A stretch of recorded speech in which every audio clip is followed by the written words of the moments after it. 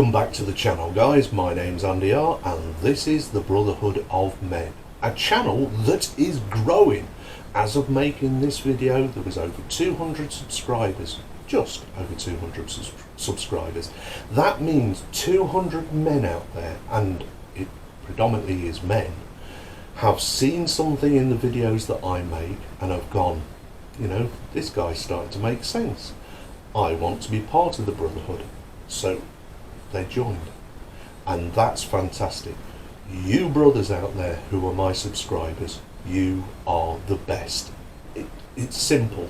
You have your head screwed on, you understand the message I'm trying to make, and you've decided to come in and join the Brotherhood. Now, I know, unfortunately, that you also make the smallest percentage of those people who watch this video.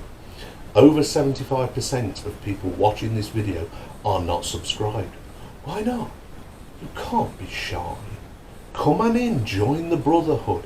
Hit the subscribe button. Don't forget to hit the bell notification. That way you don't miss out on future great content. And I have got some future great content. And today's video is, in my opinion, an absolute scorcher. What is today's video?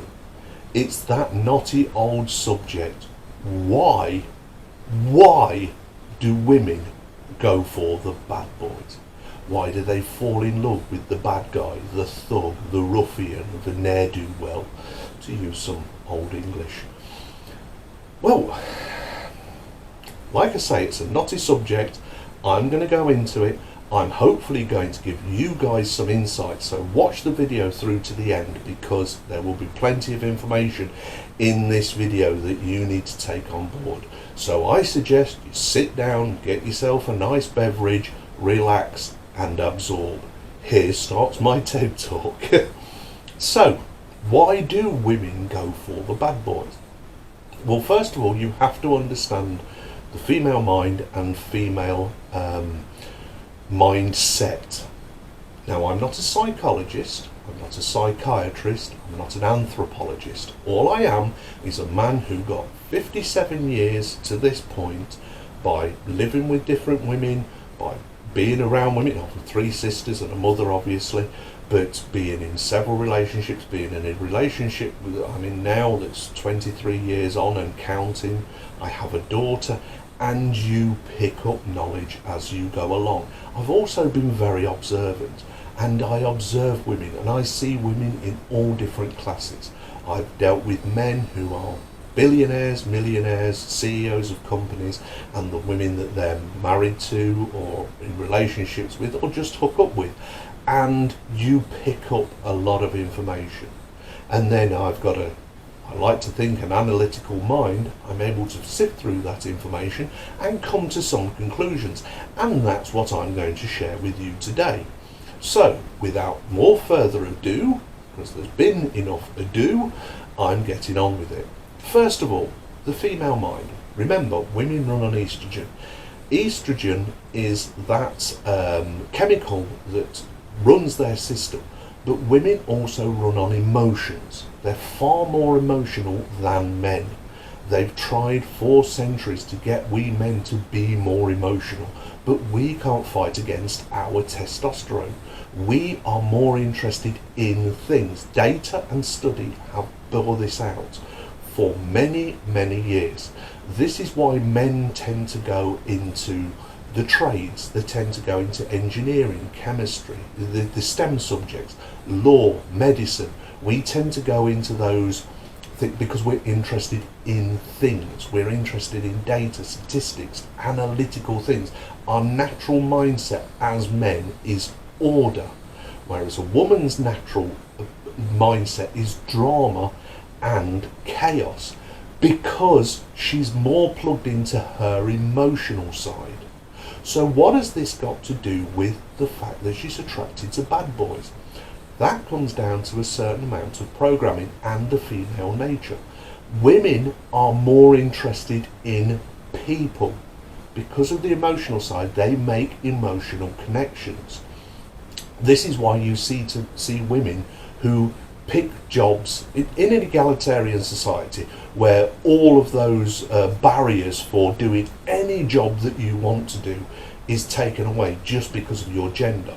Places like Sweden, Switzerland and such like, and most of the Western countries now, that you have full choice to pick the career path you want.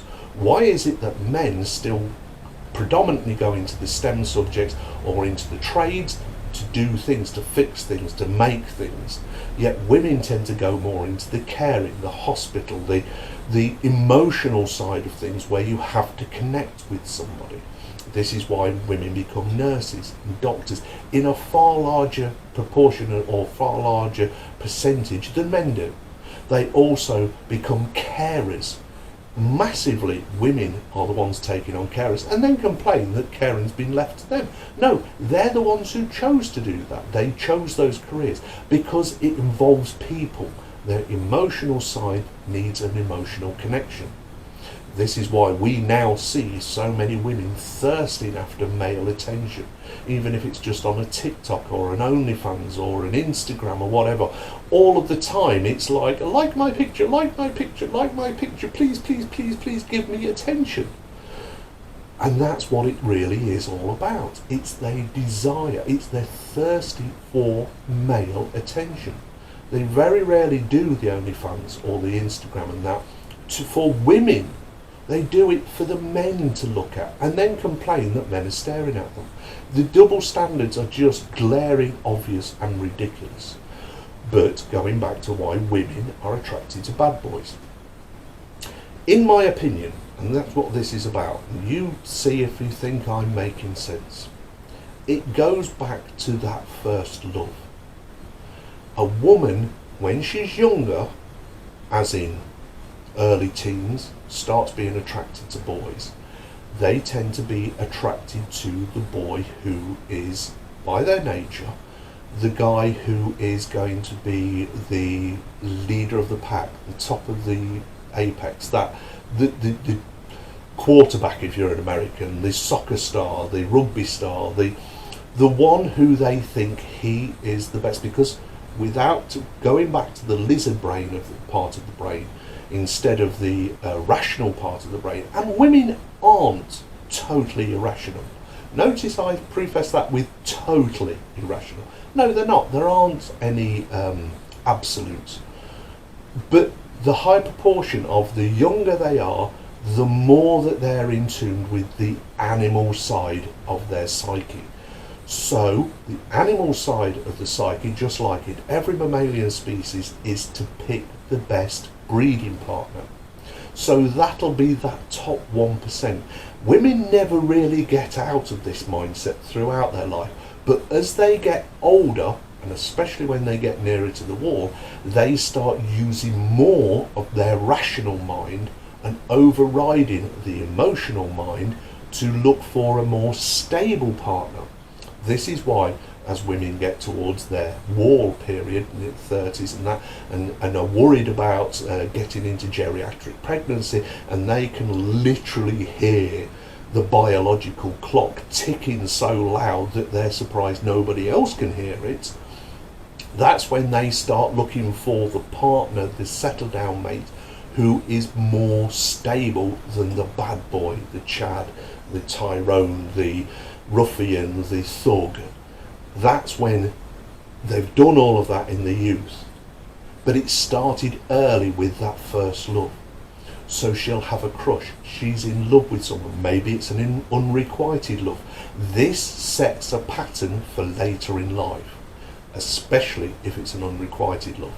If it's a requited love, in other words, she's quite an attractive young girl and manages to get with the quarterback, the football star, the rugby star in school, and then it breaks down after a period of time, maybe a few years, maybe a couple of months, maybe even a week. She's heartbroken. He was her first love. Now she's in the program stage. She's like a computer being programmed. But like computers, and any of my brothers out there, if you know anything about computers, you have heard this saying, GIGO, garbage in, garbage out. And it quite literally means that if you put rubbish information into an operating system, the results it'll give you are rubbish, because You didn't give it good, solid data. So that woman's being programmed, and if she's getting gigo, she's getting garbage in, garbage out. So the guy treated her badly, but she was madly in love with him. He treated her roughly. He dumped her, but she was madly in love with him. She can't imagine her life without her. She's running on full emotions, and her natural chaotic and drama-driven nature is the fact that she can't let go of that. She can't get that first love back, but she now starts looking for the replacement for that love with the same characteristics. That's somebody who didn't treat her very well. Now, the guy that she was with necessarily didn't treat her badly because he's a bad guy. He probably didn't even know he was treating her badly. He's a young adolescent male. His hormones are raging just the same as hers are, but his hormones are testosterone. So he wants to conquer everything around him. He wants to beat the world to death. He wants to conquer Everest. Whatever it is, he wants to do all of that. And he can't see himself in a long-term relationship. He's too young for that. He wants to move on. So he dumps her. Maybe not in the kindest or in the most positive way, but in a way that gets the job done. He's not deliberately gone out of his way, probably, to be horrible to her. He just doesn't see himself long-term with anybody. So she's gone, he's on to the next one. Hey, he's the apex predator in that school, and that, he's the top guy. The other guys look up to him. He's the alpha. He's the one who wants to. So he has his pick. More women are attracted to him. At that stage, this is when boys are also getting programmed. They're getting programmed to realise that it's not going to happen for them. The women they're attracted to aren't attracted to them. And sometimes young guys, adolescent boys, can start internalising that self and harming themselves in a way, instead of saying, as I say to my brothers out there, trust me, it gets easier as you get older. It's life ending for boys. They literally can't see beyond the next day. Oh, she shot me down, or she gave me a dirty look, or she said something horrible to me. You're a young adolescent boy or a young teenage boy. This that's happening now, although you think is the be-all and end-all of the world, truly isn't. And you men out there know what you were like at that age. You know how nobody understands my struggle. You know what that felt like. And some of it you could probably be feeling now. Because you think that you aren't going to get the beautiful, attractive woman. There's no reason why you're not. But women start to get programmed at that age. So they run on the hormone estrogen. Their minds, they're naturally empathic or empathetic towards the feelings they have because they live in their feelings. You hear it all the time when a woman's talking. Oh, I feel we should do, and I feel that, and don't you feel that we kind of not doing, and I feel. When you have a conversation with a man and he's unsure, he goes, well, I think that we're not going to, and I think we should. Don't you think we should? I think. And that tells you where those decisions are coming from. A man is saying subconsciously and out of his mouth, without thinking about it, like I said, subconsciously, that I think. In other words, he's using his mind. A woman will say, well, I feel I deserve a great man, or I feel that I'm a 10, or I feel that I'm being treated badly. What she's using is her emotions to make decisions. As I said, women live in their emotions, and because so, make very poor decisions. And because of that, they live chaos and drama. They literally bounce from drama to drama to drama. They will even live in somebody else's drama. Have you seen a woman you know telling you about a friend of hers or a work colleague whose something terrible happened in their relationship, and her eyes are bright and she's talking fast without a breath, and, oh, and he said this, he said that, and she said that this is what he did, and all of, like, they're literally living it as though it happened to them, and it didn't. They're taking somebody else's drama and internalise it because they're emotional. They can imagine it happening to themselves. When a guy tells a story about a movie star doing, he goes, oh yeah, and that's just like me because I'm a multi-millionaire movie star, or I'm a businessman. We say, hey, did you hear about so-and-so? And we do it in a rational manner because our natural place is order and ration. We like things. So we're not plugged into our emotional side. Just think how chaotic the world would be if we were more like women.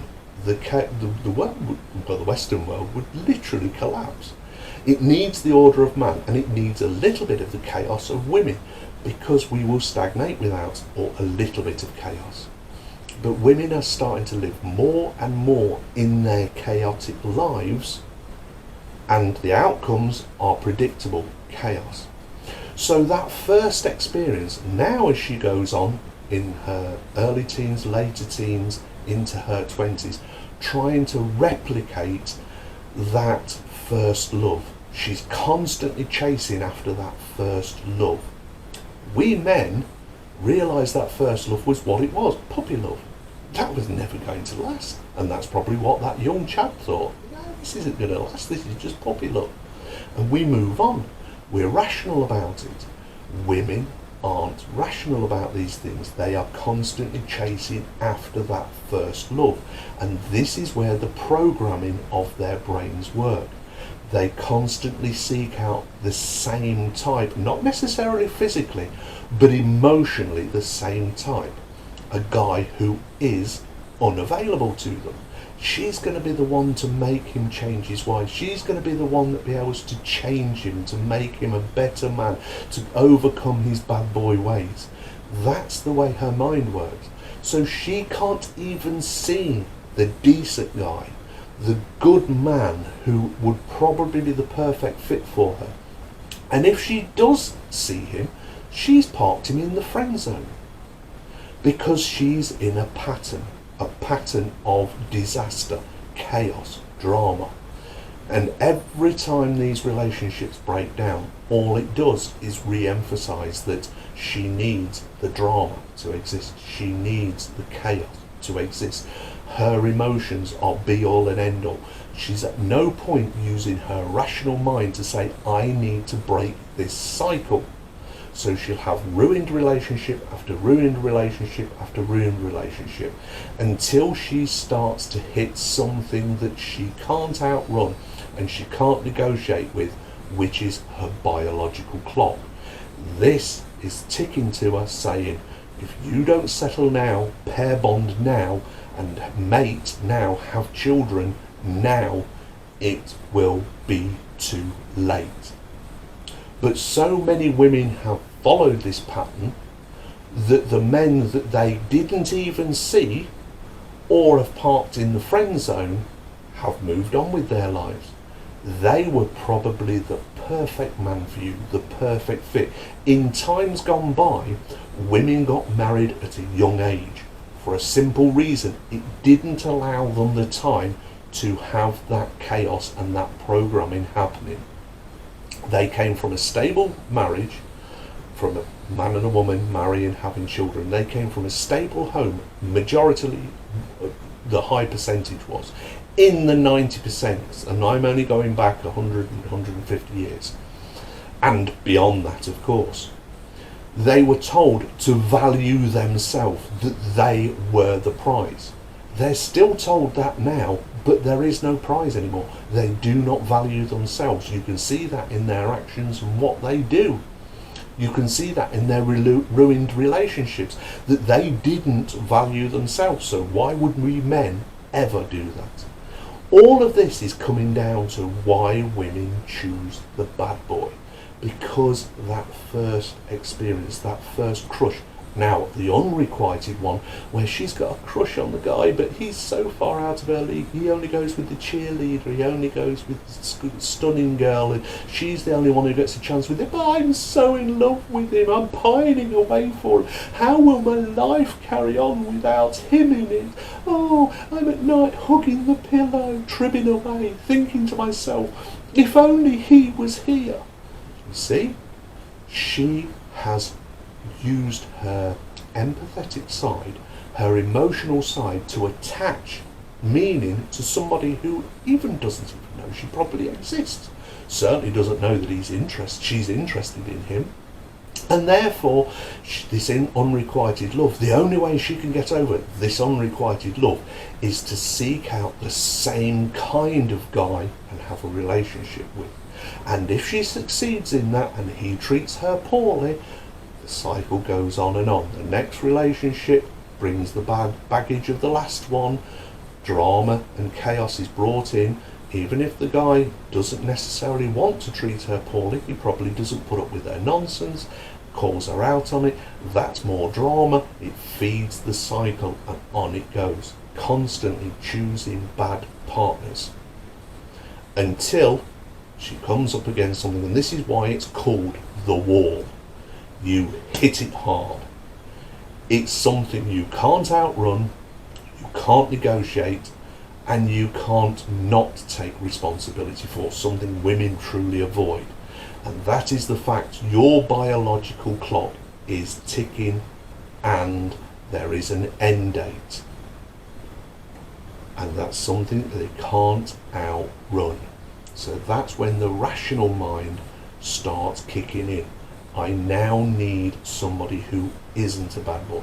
I now need to pair bond with somebody who's more reliable, who is more of a provider, who is... Now, you could have ruined your chances, lady, if you were already bringing a child with you, because we men, well, you know what I feel about it, I've done enough videos on it, and we men are rational beings. We're not going to take on somebody else's progeny. You come with many high body count, many failed relationships behind you. That's a red flag to us. Why didn't any of them work out? Because you were picking the wrong guys. You aren't taking any responsibility for that. Only now, as you can hear the biological clock ticking as you reach the wall, as you're getting into your 30s, late 20s, you are starting to realise the reality of the situation. You need to get your act together. But you're no longer as appealing as when you were in your 20s, early 20s, late teens. You have now got a mountain to climb, ladies, and we men are not going to put up with you putting us in the friend zone or not even seeing us in the first place. Guys, serious question, and I want you to answer it in the comment section. Have you ever heard this phrase from a woman? You go out on a date, you had a great time together, the conversation was flowing, you were at your wittiest, most handsome best, she was last going fine, you get at the end of the date maybe just a kiss and that, and you think to yourself, that's it, soon, me and her, we're going to get it, we're going to get together, that went brilliant, had a fantastic date. Maybe one of your mates says, oh, did you get on last night with so and so? You go, yeah, it went really well. And then you call her to arrange the second date or the third date, whichever. And she uses this legend on you. Yeah, I'm not going to... I didn't really feel a connection. There wasn't really a spark. I didn't feel a spark. You are baffled. You're like, but you might even argue with her, which you shouldn't do. Just take it for what it is. But you might argue with her and say, yeah, but I thought we got on really well. Yeah, it was all right, and I enjoyed the date and that. I just didn't feel that, close connection, that spark between us, and without that, it's not worth going on. And you're a great guy, trying to placate you now because she's just turned you down. And you're baffled. You go, what could I have done different? I mean, how did... It went great. You're completely at 6s and 7s. You don't know where you went wrong. Here's the correct response for that. Now, if you want to be a little bit petty, I'll give you that one as well. But here's the correct response, or the correct way to deal with that situation. Be grateful. That is a woman, the spark she's looking for is, are you going to treat her like rubbish? Are you going to make her work for it? Are you going to be indifferent to it? That's the spark. Because she's programmed herself. All of those were in relationships. That's what she had in them. That's what attracted her.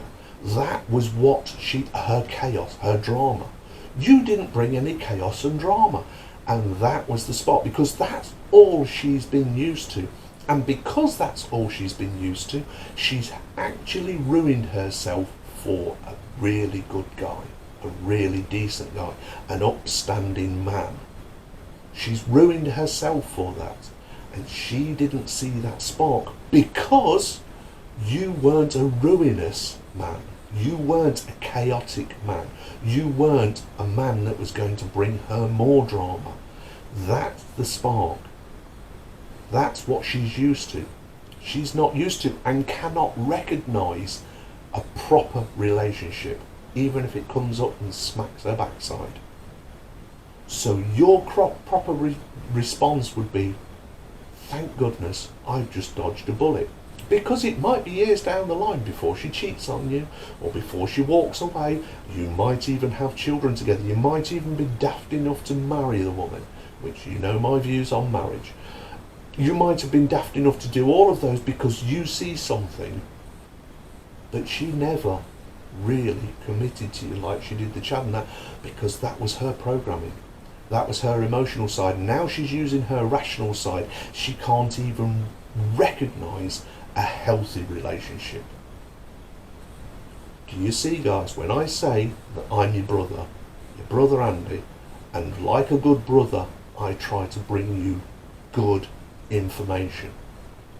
I might tease you, that's what brothers do. I might fight with you, that's what brothers do. But at the same time, I defend you. And I give you this information as a defence mechanism so that you can make better choices because you have the information. That's what this channel's about. That's why it's called the Brotherhood of Men. Because if we haven't got each other's back, if we aren't taking care of ourselves, nobody else is going to do it for us. The women certainly haven't. So, carrying on, why she's attracted to bad boys. Oh yeah, and the serious question, tell me, that have you ever heard that, oh, there wasn't a spark, I didn't feel the spark, didn't feel that connection? You should be grateful. Now, as I said, if you want to be petty and have a bit of petty revenge, this is what you do. I'm giving you information, what you do with it is up to you. Whether you use this or not, entirely up to you. But you call her for that second date, third date, whatever. And she uses that legend on you. Yeah, I don't think we should get together again. I didn't really feel that connection between us. There wasn't really that spark. And you go, oh, thank goodness. I'm glad that you said that, because that's exactly how I was feel. There just wasn't that spark between us. I don't know what it was. I mean, the date went okay, but there really wasn't that connection. You know, there wasn't that spark. And oh, I'm really great, because all I was really actually doing was setting up this date so that I could let you down gently, because, you know, I didn't think I'd do it over the phone, but I'm so glad that you did. Oh, you've saved my time. Thank you very much. Anyway, you have a good life. You take care of yourself, and I hope you find what you're looking for. Bye now. Put the phone down. Don't give her a chance to answer. It will drive her wild.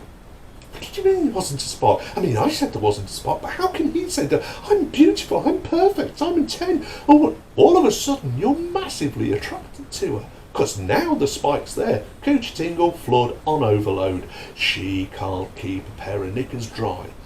She's going to obsess about you like she did that first Chad that was her first love. And you have nothing to do with it. Don't even try and get her into bed. Just when she rings, oh yeah, I'm surprised you've called me. What do you want? I was just thinking, you know, maybe we were too harsh. Let's maybe no. I was absolutely right. There was no spark. Anyway, you have a good life. Bye now. You be super nice. Oh, it will drive them crazy. I know this from personal experience. When I did the video of what is the opposite to love, is it hate? No, it's not. It's indifference. And the opposite to being... So you are back in the driving seat. So if you want a bit of petty revenge, if you want to tweak her nose a bit, do that. See how you get on. It's brilliant. So do you agree with me about why women go for the bad boy? Like I said, it's a program. It's a three-pronged thing. It's programming. It's the fact that women are naturally chaotic and drama built. I mean, you see it with I see it with my own daughter. I see it with my sisters. I've seen it with my mother. You know, that they will take on somebody else's drama, almost as though it's theirs. Their eyes are bright. They're telling you about somebody else that something bad happened to, and they internalise it. Oh, this has happened to me. Oh, it was terrible. It's horrible. Almost made me cry, and all the rest of it. It's because they are emotional beings. They live in their emotion. I feel, not I think. Men are more rational. This is our natural state. We like to be settled, rational. We think things through. Using logic with an emotional being is a no-no. This is why when you argue with a woman, she will bring up the most heinous things, call you the most horrible names and that, because she's looking for drama. She's looking to be brought into a dramatic state, a chaotic state. Because that's where women live. That's why they win arguments that way. Trying to use logic to calm a woman down, the best thing you can do is walk away. Anyway, I hope you got insight into this. That you guys who think to yourself, well, where did it go wrong? What went on there? I can't understand it. What do you mean there was no... It's not you. It really isn't you. Just move on. Shrug it off. Don't care about it. Excuse me. Don't care about it. She's done you a favour, because that is one hell of a chaotic woman who only feels a spark for the bad boy because that's all she's used to. She couldn't recognise a healthy relationship if it came and bit her on the backside. So your proper response is thank you and move on. Because there are decent women out there. There are more conservative women who are more traditional. Unfortunately, it's like trying to find Wally and everybody's dressed identical to Wally. It really is hard. As my dad used to say, it's easy to find a needle in a haystack if you've got a magnet. Well, we won't give them magnets. We're still looking for the needle in a haystack. More importantly, we're still looking for Wally, but everybody's wearing those dark glasses and that, bobble, red and white stripe bobble hat and red and white stripe and the walking stick. Everybody's dressed like that, so how are we supposed to know what's a good one and what's a bad one? Well, there's a big indicator. If she doesn't feel the spark, be grateful. Say thank you. Bye-bye. And if you want to be a bit petty, do what I just said there, and I'll tell you, she'll be beating a path to your door, because now all of a sudden she has the spark. Because it's dramatic that you don't think that you have the spark. She's the one who has the power to say, no, not you. How dare you? So when you say, yeah, I agree with you, we didn't, drives them mad, drives them wild. It's a little bit petty, but it's fun. Anyway, I'm going for a cup of tea because I think I've earned one. You men out there, take care of yourself, because if you don't, who will? Well, I might give you information that takes care of you, that keeps you safe. But you need to take care of yourself first. You're your number one priority, and you remember that. Anyway, I'll talk to you soon. Bye now.